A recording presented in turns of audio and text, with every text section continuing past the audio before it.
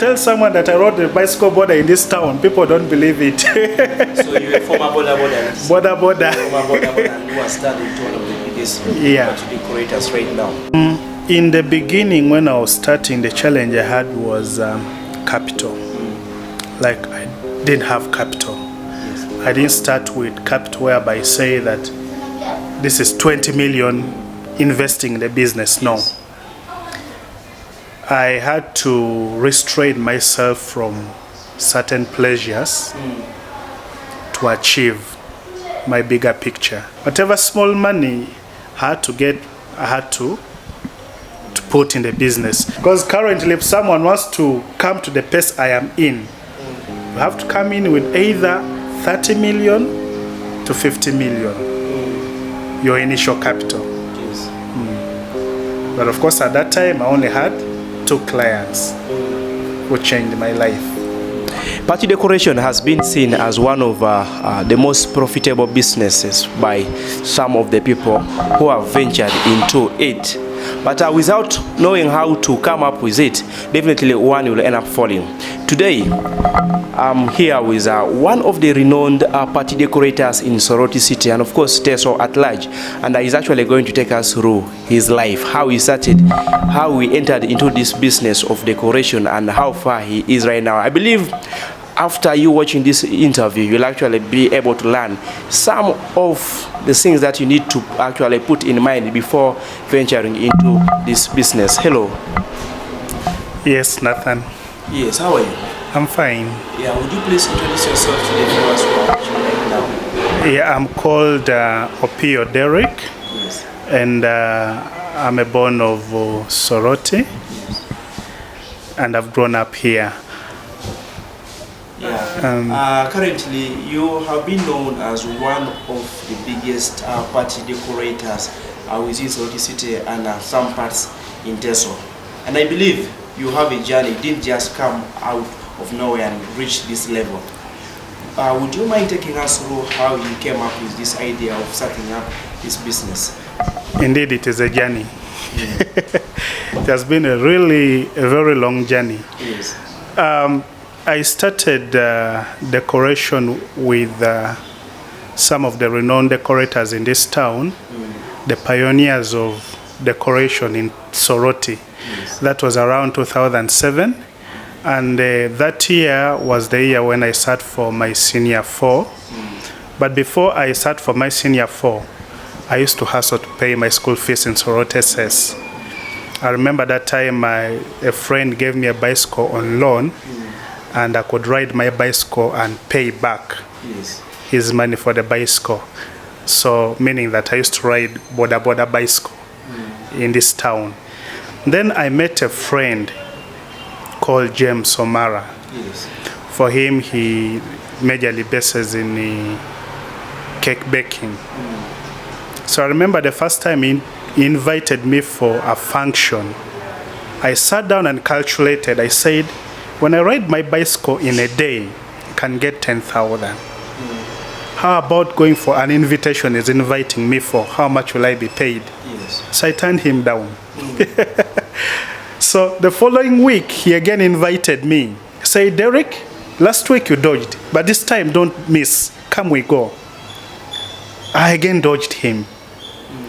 Now the third time, he got me red-handed. I had nowhere to go. He said, now that you've come, let's go. So I wait for some party in Amen, within town. Yes. So that day I remember it was my first day, and we're all like learning, because even him, he didn't have experience. So we're all learning, we're finding things that were really new to us. And at the end of the day, at the end of the function, I sat down and was like, going out is so nice. You'll have free food. At the end of the day, you again paid. And that day, I remember he paid me 10,000 shillings. So I was like, I didn't hustle like riding a bicycle. Yes. And at the end of the day, I didn't spend money to feed myself. So it must be a good thing. So the next time he invited me, told me we are going very far out of town. And we went to Amolatar. Now, along the way, I kept on picturing, and I'm like, this work is so good. You even move out of town. So what motivated me to start the venture in deco, one was the frequent movements of out of town, like you keep on visiting new places, yes. The ventures, and then also like the payments at that time. There wasn't much hustling compared to someone who goes to the site, you build the whole day and you pay the same money of 10,000, and then you're riding the bicycle the whole day, you maybe get 5,000, and here you go, you're venturing, you're eating free food, you're getting paid. So that's how I got motivated.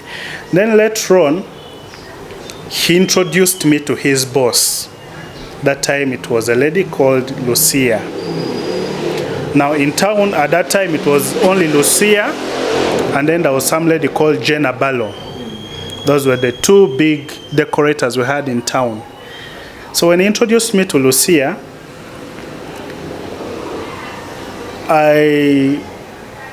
it was me, Lucia, and James that time doing the business.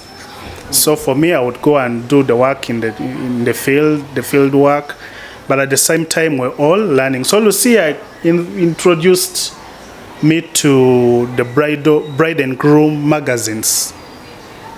She could always buy them. So whenever she could buy, she could give me to check through. So like whenever I would go through, I would find new ideas. So I developed the heart of saying, why can't I also come up with my own ideas in this business? So every other time, whenever I was free, I would sit down with my pen or pencil with a piece of paper, draw down my designs. So I think if we did this design, how will it come out?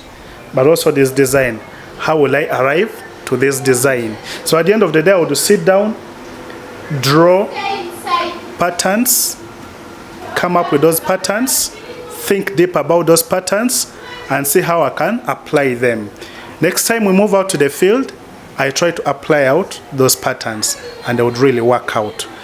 So after a period of about 10 years, I had become the main designer in Lucia's company, and then also other people around town, other decorators who came up. We had the lady Tisha, she came in along the way.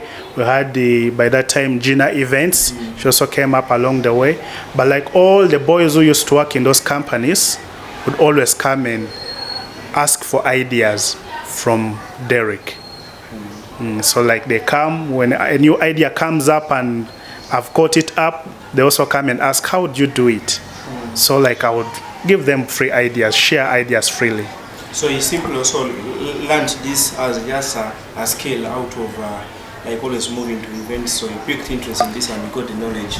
In fact, James put me to the exposure of events, and then I had to begin developing the ideas along the way. Yes. So after a period of 10 years working with Lucia, that was from about 2007 to around 2014, 15, we had a misagreement along the way.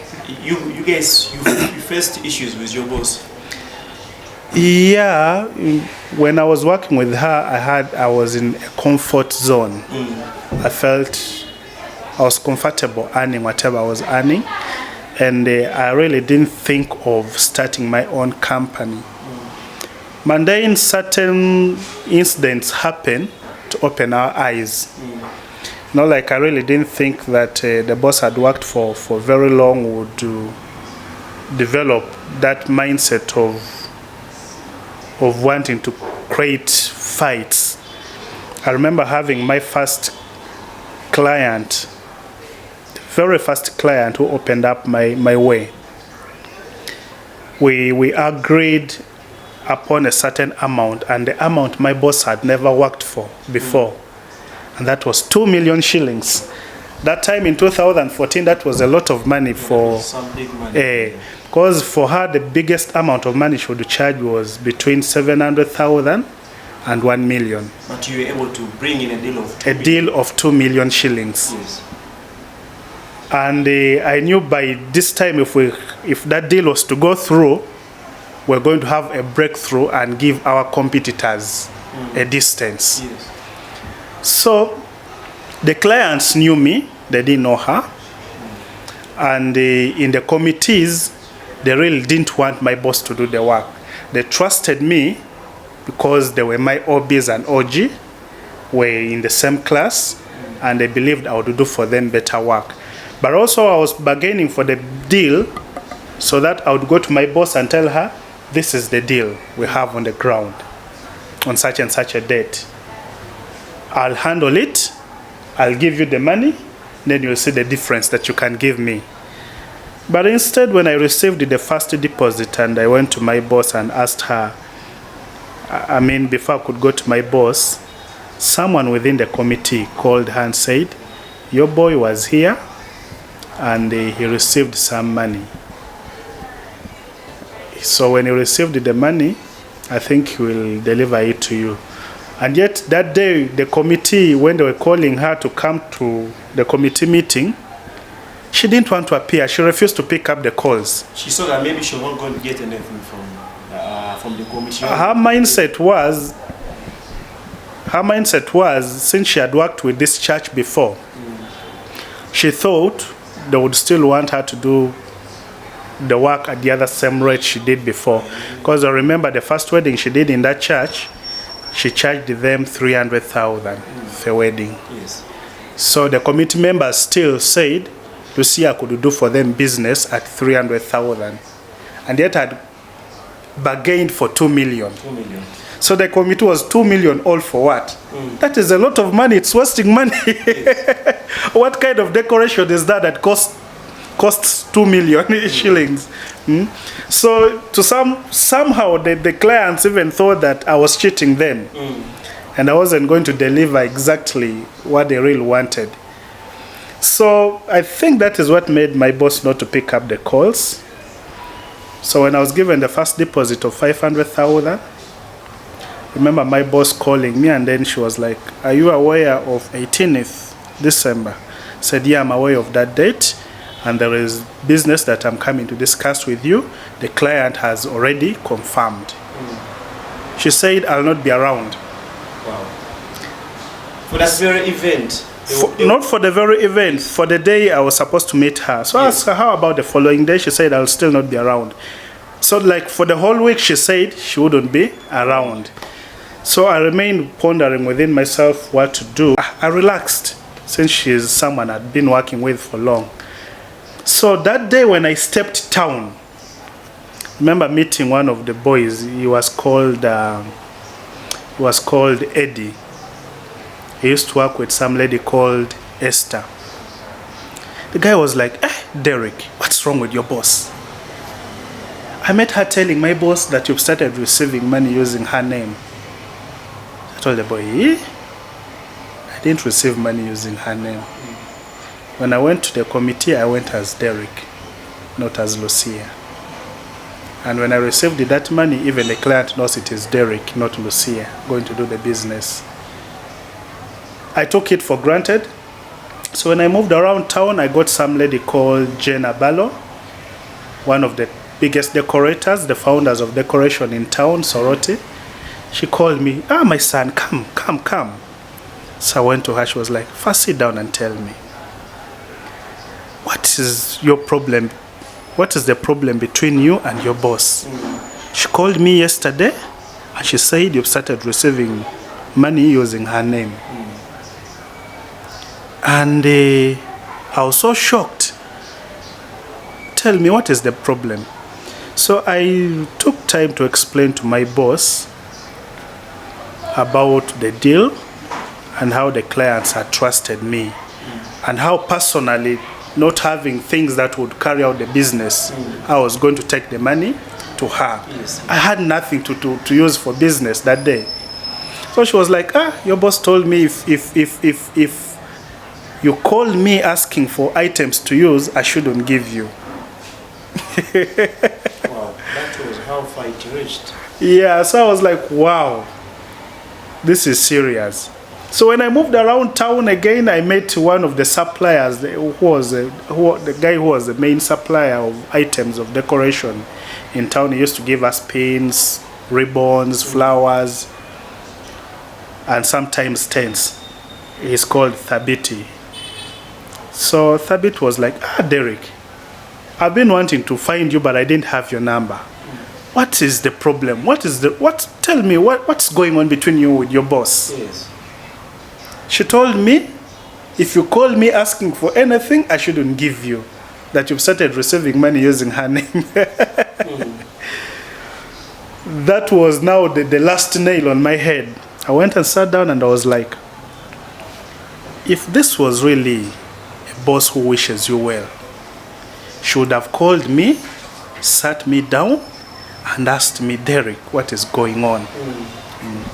Other than moving around, slandering with my name. So I really got so pissed. I was like, I didn't expect this from my boss that I've worked for a very long period of time. 10 years is a long period. Whenever I go to the field, I answer questions I'm not even supposed to answer on her behalf. I handle business for her. I told myself that probably she didn't appreciate my work. So within the same week, as I was still thinking of what to do next, I got a call from another friend who was a friend, and he really needed that help. He was called, the name has gone off, but he's a pastor in Lifeline Church. Remember him giving me a deal of 400,000 shillings, and was my second client. Now I said, at this point of time, Yes. it's my turning point. I have to move forward. The 500,000, the first deposit I had from Nathan, the first client, and the 400,000, put it together, that was 900,000. I decided to buy flowers, then bought flower stands, then bought an arch. Those were the main items I needed to have, the must-have, whereby I can't go out and bother other service providers that give me this. Yes. However, when it came to seat covers, the linens, the table linen, those were easily accessible. I already had made my contacts in Kampala, so I just sent small money to Kampala, hired whatever I needed, and used for the two functions.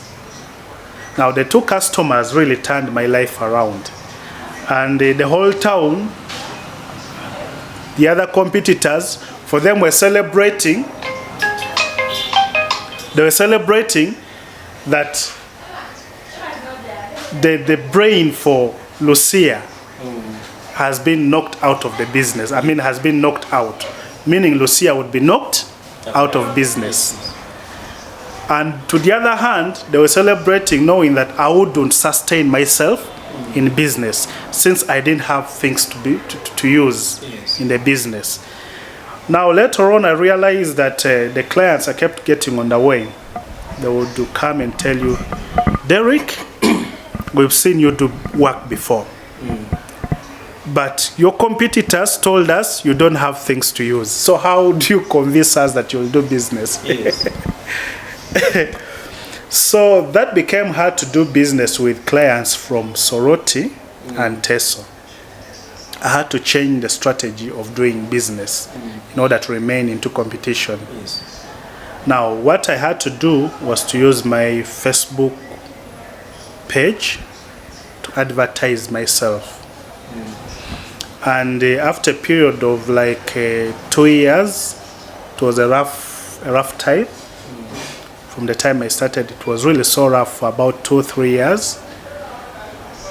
It was really hard to get business. And then when I sustained myself online, kept on talking about myself, talking about my company,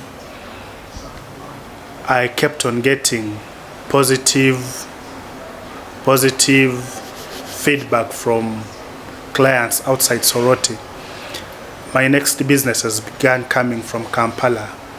People who stay, so who hail from Teso, but live in Kampala.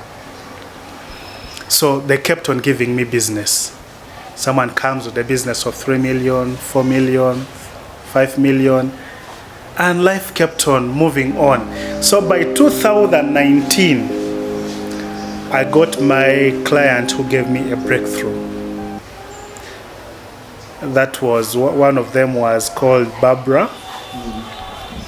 Barbara, daughter to former MP contestant Serere. He is well known with his name of Nokia. Yes. Yeah, she really gave me a breakthrough. That was in 2019, early.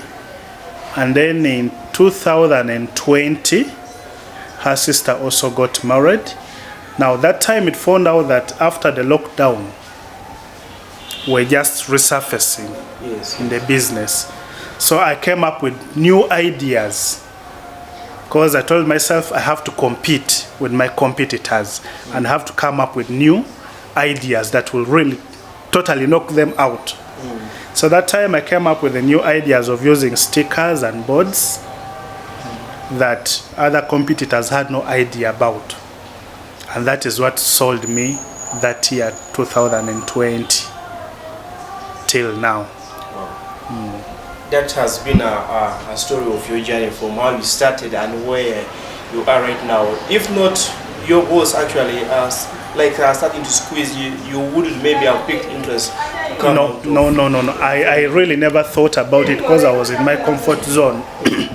I said, as long as I can get something small, I really had no interest of competing with her since she was my boss. But then she pushed me to that direction of competition. Your boss pushed you and made you a successful person. That's what we can say. How your boss made you successful. But I always appreciate her for that. So you always still meet up with her once in a while? For very long, from that period of about 2014, we really didn't talk. In fact, whenever we even met on the way, it was high. But in 2023, one of the service providers in town, Thabiti, made it possible that we met and we really had to reconcile. She went to Thabiti asking for some ideas, really ideas that would make her be sustained in the business. Then Thabiti told her that the only person who can help you in those ideas is your son Derek. If you can talk to him, he will really help you out. So we abruptly met in Thabiti's shop. When we met, we really had to reconcile, and then we discussed business. I told her, Mommy, I'm going to help you out, but first you have to accept to invest in money. Because at this rate, for you to compete with the other people, you'll need to put in money. So slowly by slowly, she has been investing in money, like putting in money, and she's resurrecting. she's back in business. Because I remember early this year, she called me about some business, asking about quotations. I gave her quotation, and she succeeded getting a business of about 10 million. Wow, that is a good one. What she had never gotten before in her lifetime. So you've again ended up becoming a break school for her again. Yeah. This is so good. Wow, this is so good. I hope someone outside actually gets to learn it. Even if someone has done something bad to you, doesn't mean that maybe that is the end of friendship or end of life. Something's always happened for a reason. That is true. And the reason behind her doing that, it's changed you. And through changing you, you've again brought her back. Yeah. And right now she also, I believe she also keeps on praying for you, and she's like, now, because of this guy, I'm again back. Yeah, I only hope she keeps praying. I definitely believe now she